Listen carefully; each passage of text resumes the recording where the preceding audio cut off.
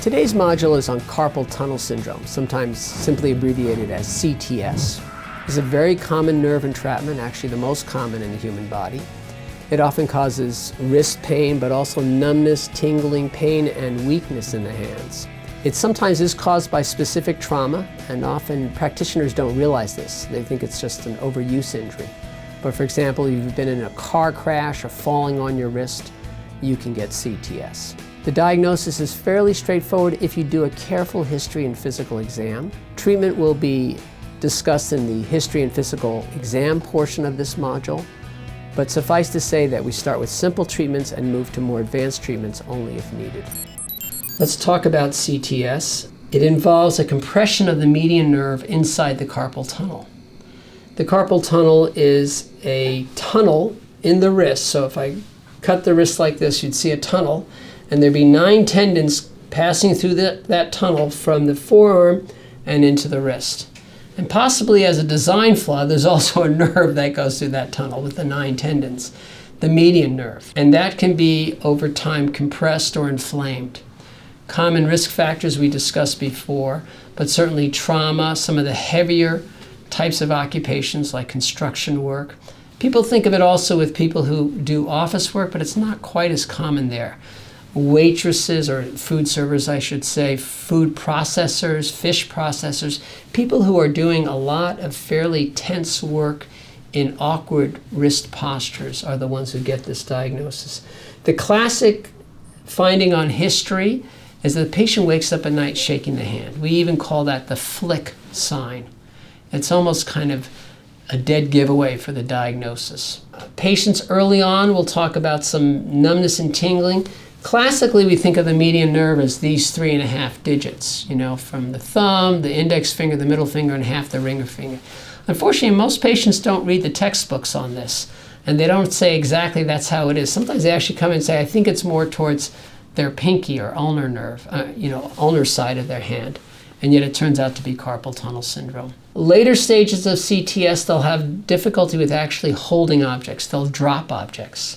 They'll find that they can't really button their shirt, that sort of thing. When you examine them, again, as I've emphasized elsewhere, we always start proximally up in the neck area. We can quickly go through that neck range of motion, Sperling sign. We do a quick shoulder exam. And then we might do a quick elbow exam looking for possible ulnar compression at the elbow, which I discuss elsewhere. And then we do a wrist exam, and on the wrist exam, the main thing you can sometimes do a Tunnel sign here at the wrist, and they'll get shooting pain, uncomfortable on the side affected, not noted on the other side. I don't find that as useful. Often I just do kind of a modified Phelan's test, Phelan, P-H-A-L-E-N test. And what I do is I have the patient hold their hand like this. And when their hand is in flexion like this, that's kind of an obnoxious thing to do to the carpal tunnel and to the median nerve in the carpal tunnel. And this will bring out their symptoms. They often start to get a numbness and tingling after several seconds. You're supposed to wait a full minute to do this test, but often within 20-30 seconds, the patient will become symptomatic in the affected side. When we do the neurological exam, everything's going to be normal. We start at the shoulder, we move to the elbows. The wrist extensors and wrist flexors will be normal, even though the wrist is a problem here for the patient. But remember, the wrist extensors and flexors are muscles that start up here. They're not muscles that actually start in the wrist. So the only muscle that tends to be weak are muscles that are median nerve innervated inside the hand, so-called intrinsic muscles of the hand innervated by the median nerve, which has been compressed with CTS. So this is the classic one we find, abductor pollicis, fancy word for thumb, brevis. Brevis means that it's inside the hand. It's an intrinsic muscle. And classically, that muscle will be weak. Sometimes examiners will not examine this correctly. They'll think this is abduction for the thumb. It's not. The thumb is unusual. That's extension for the thumb. You have to bring the thumb away from the plane of the palm, hold it up, and test it carefully.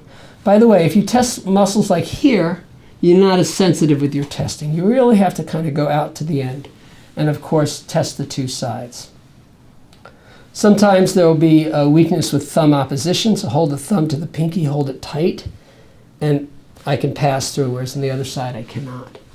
When you get to your sensory exam, Again, classically, you'll see that, these 3.5 fingers can be numb. It can even, split on pinprick examination, the fourth digit, but it's not as helpful. It's really the motor exam, Phelan's test, and the history of the flick test that really help you with your diagnosis.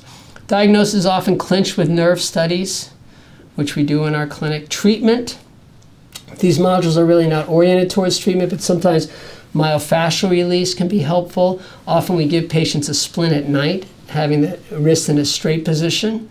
We believe at night patients are sort of bending their wrists without noting it and actually aggravating their carpal tunnel syndrome. So we put them into a straight splint at night. It can be helpful.